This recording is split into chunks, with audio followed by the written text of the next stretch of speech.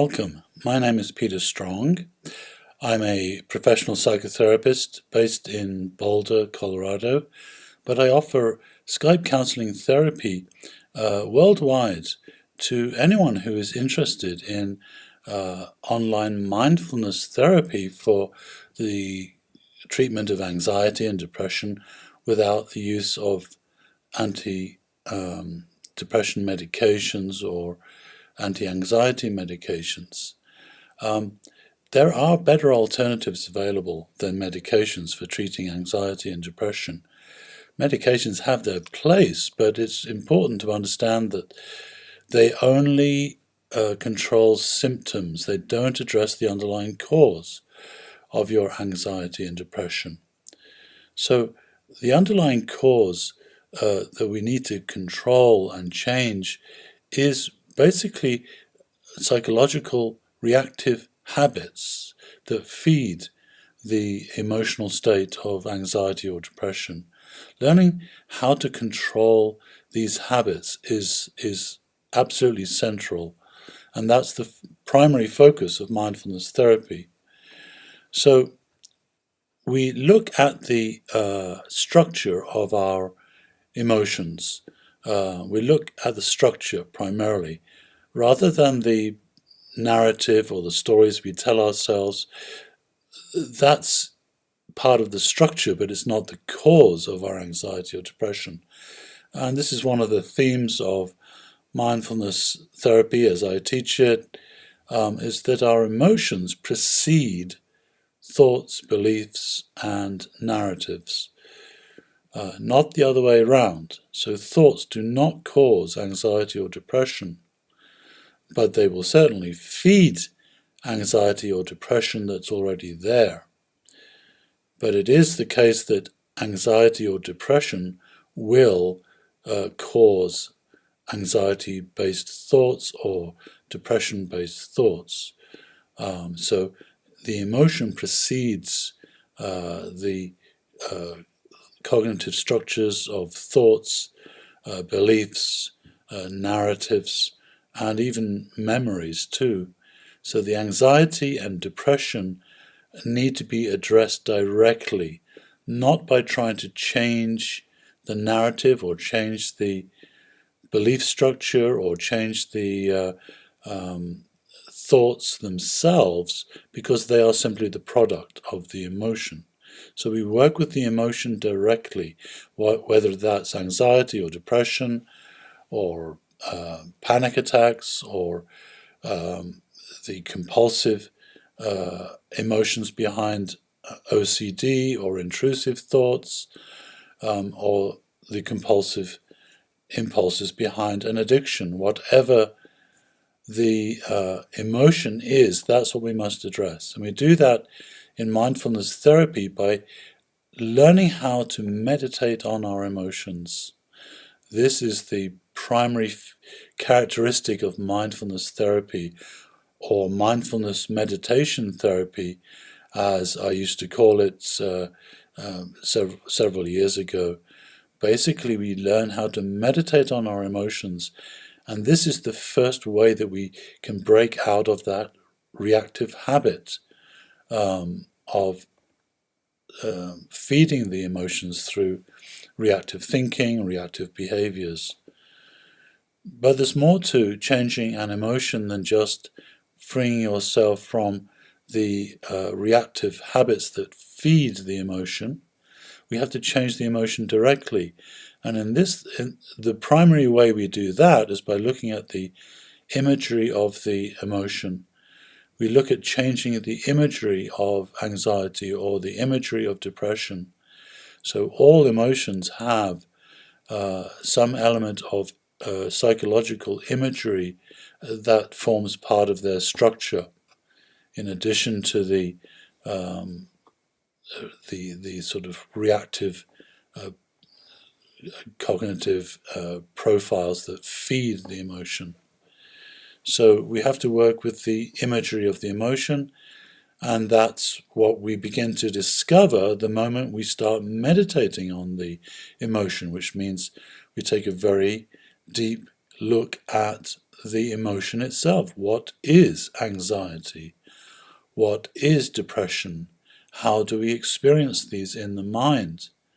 And the primary way that we experience these emotions, like any emotion, is imagery. It's how you see the emotion in the mind that determines the type of emotion and the strength of that emotion.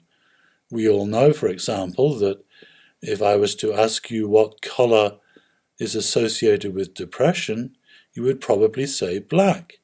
So the color black is part of the imagery of depression. If we look at the color of anxiety, it's probably going to be red or orange. This is part of the imagery of anxiety.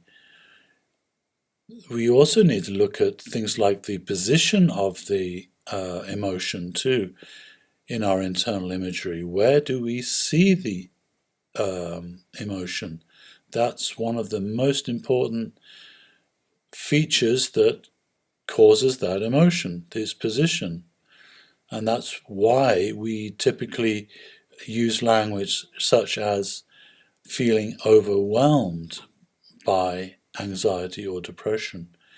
Feeling overwhelmed, it tells you that the emotion is large and it is probably high in your psychological perspective.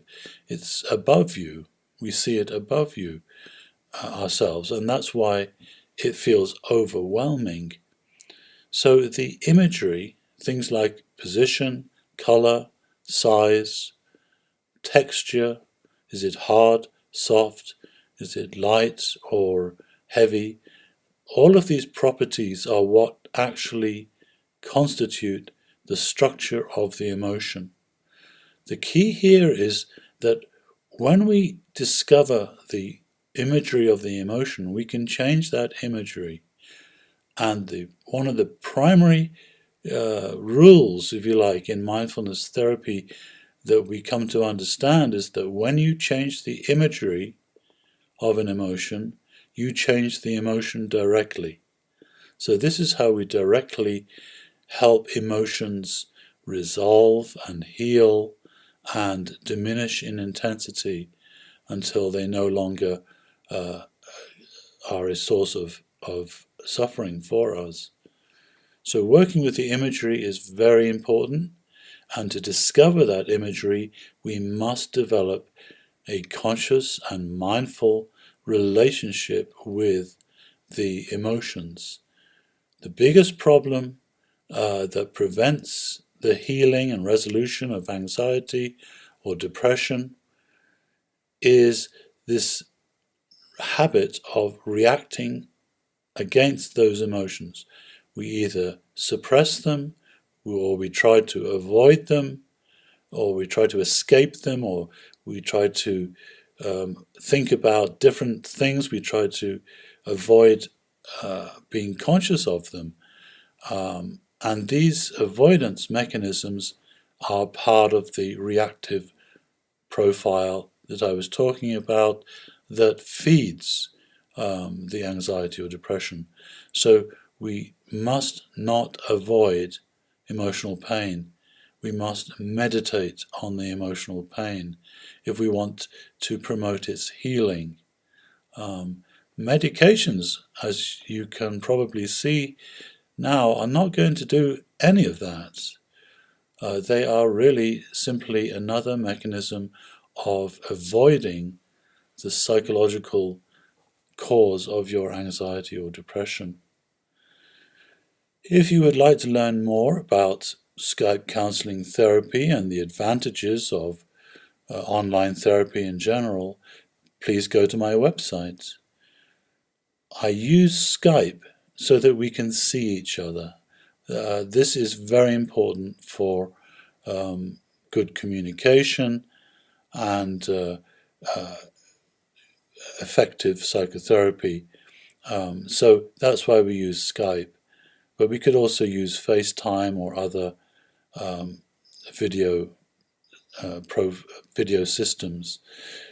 All you need for Skype therapy is a good internet connection, and then we can schedule a Skype therapy session at a time that works for you. As I say, Skype therapy is available worldwide. We just have to find the right time, and all those details are on my website. So if you're interested in learning more about Skype counseling therapy and the mindfulness approach to controlling anxiety and depression without using medications, then please go to my website and email me and let's schedule a session. Generally, most people see significant improvements within the first 3 to 4 sessions of Skype therapy.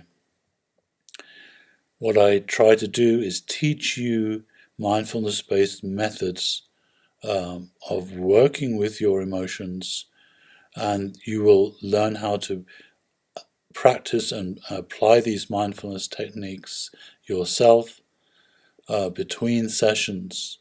So this is why we typically see results after very few sessions when compared to traditional talk therapy. So if you'd like to get started with me to help you manage anxiety or depression, whatever form that takes, then please contact me. Thank you.